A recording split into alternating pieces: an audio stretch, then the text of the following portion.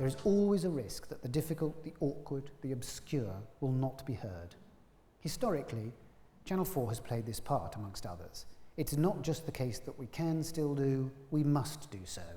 And for that reason, I believe the future for Channel 4 is very strong.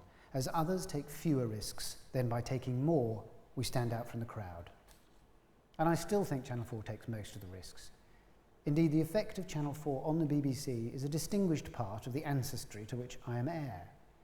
In news and current affairs, in comedy and drama, documentary, attitudes to race, sexuality, ethnicity, gender and disability, Channel 4 has always led the way. Now, this is the bit of the speech where someone should come on with a banner saying, okay, this is the bit of the speech where the chap from commercial broadcasting has a pop at the BBC. And so I'm going to.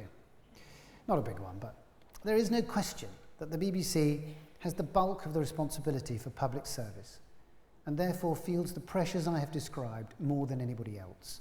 It's a leviathan next to Channel 4, but I think it is a bit blander than it should be.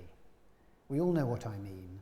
The one show every night, the increasing number of soapy dramas, Casualty, Holby City, Holby Blue, Waterloo Road, and the real possibility of a 5th episode of EastEnders, and the factual output, so dominated by soft focus, mountains, coasts, rivers, birds, heritage. There's nothing wrong with any of these shows individually, but together they all hum the same note, and I don't see how that's good for public service television. Away from the main channels, there is some risk-taking going on, but you're unlikely to chance upon it. The BBC should be leading the way with the new and the different and the challenging, and I don't think anybody believes they are to the extent that they should. Freed from commercial imperatives of any kind, the BBC can choose its own course. If it decides to copy formats in order to secure a ratings boost, then that choice is not forced upon it by commercial considerations. It is free not to do so.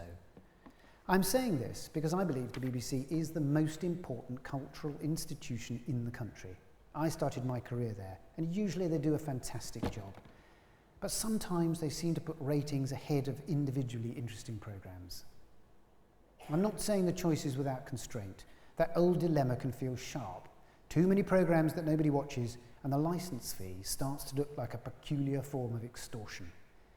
But all the same, risks can be run. The BBC seems to me hampered by its basic paradox. It's funded in a way that licenses the most risks, yet it takes the least risks of all of us. I'm sure they're addressing this. I just hope, like us, they're doing it now.